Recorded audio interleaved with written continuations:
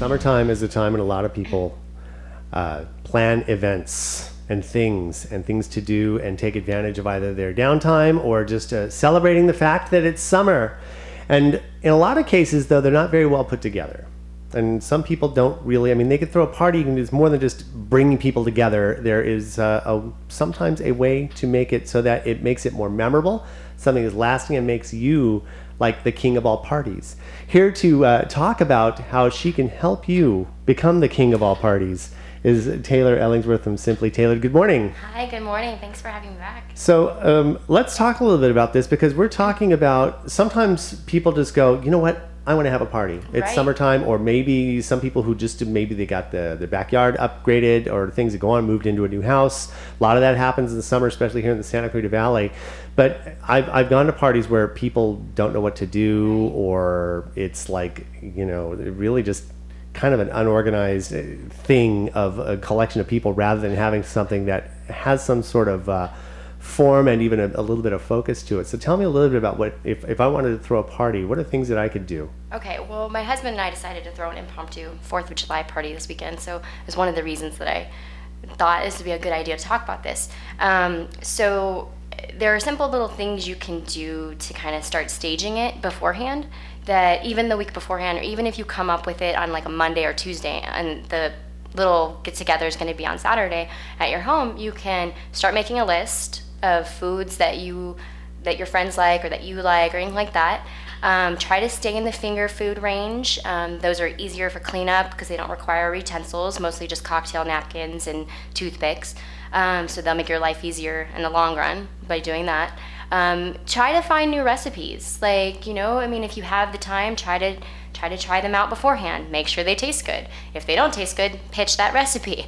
But you know, maybe have one or two little kind of new recipes, and then throw in some like more traditional ones for finger foods, if you can do that, so that your guests can have a different range of things to do. Stay thematic.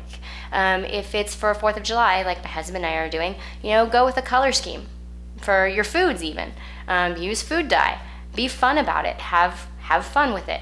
Try to think about how to arrange your furniture. Like, because you want the flow of the party to go with how you want it to go. So, you know, if you need to just kind of move some furniture, or shift this and shift that with the couch, don't pull your back out or anything like that. But like, you know, kind of think like a guest. Where would your guests want to go? Where do you want your guests to go? Kind of that kind of thing. So there are things you can do beforehand. And then the day of, there are also things you can do. There's entertainment, so you obviously come up with a playlist. If you don't want to hire a DJ, if it's a smaller party, you don't want to hire a DJ, do a playlist, have that going. Do like holiday songs if it's a holiday party. Typically, I like to stick to a ratio of like 2 to 3 holiday songs with about 7 to 10 traditional songs if you're kind of rearranging your playlist so that they're not all lumped together. You don't want people to be saturated with, like, if it's a Christmas party, Christmas, and then, oh, by the way, here's a pop song. So kind of just, you know, disperse it out. And then if you're having a pool party, come up with activities. You know, if you have a basketball hoop that you can put near the pool, you can do basketball. If you have a volleyball net that can go in the pool, like, do that. If you just want to just do things around the pool, you know, just kind of lay it out how you would want it to be as a guest. Think like a guest. If you're doing it at your home, that's probably the best way to start thinking about how you want to do your party, is what would you want to do? Exactly, and that's true. As I was thinking about the music, I mean, if you're big into screamo, for example, or something that's a really obscure kind of music that you love, you still have to think for your guests, what would they like? Something a little bit more contemporary, something a little bit more across the board, and so that's a good idea. And as well as even overall, sometimes we forget that we're at my house and want everybody to see my stuff, and we got to really think, what about the guests and the good time? I think that's a great idea, especially with the furniture flow, because what ends up happening, especially if the furniture is a little bit awkward, everybody gathers in one, they clump in the kitchen, Right. especially if you're trying to work there, or clump somewhere else that's a little bit awkward.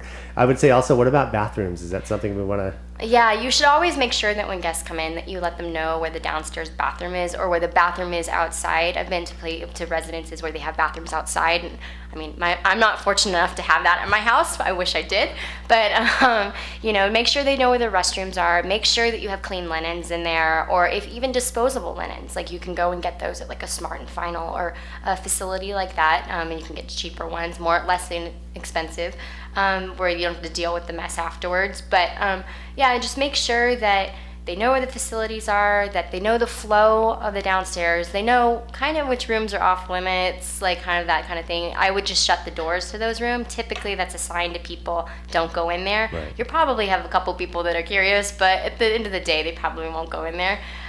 One of the other things I like to do, and it's not something for here in Santa Clarita during the summer, but like if you're having a home party during the winter or for like a Christmas party or something like that, have a coat rack. Or even like move your coats out of your linen closet to create a coat rack.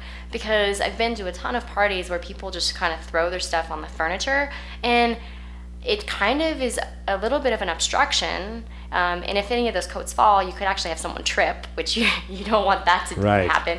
So have a coat rack if you can, in weather that you need it, like in that kind of a scenario. Exactly. So they're just little things you can do like that help to simplify things and help to make your event a little bit better. I would say definitely there's been at least 2 parties I've been to in like the last 20 years where there were no towels inside the bathroom, and that's what I remember about that party and nothing Yeah. else. So that is something a little like that, but you're talking about just little details. You don't have to go too crazy. And of course, if you want to actually have something coordinated and the really memorable party, you want to call Taylor or go to her website, simplytailored.com, TAYLORED.com. And you have a phone number as well that people can call, of course. Yes, it's 818-253-4095. And I urge you to check out the website because there are some incredible, frequently asked questions, how they approach events and everything, and other stuff you do for kids, for other events too. So it's fantastic. Taylor, thanks for stopping by. Thank you so I really much for having appreciate me. it. And good luck and have a great 4th of July. Thank you. You too.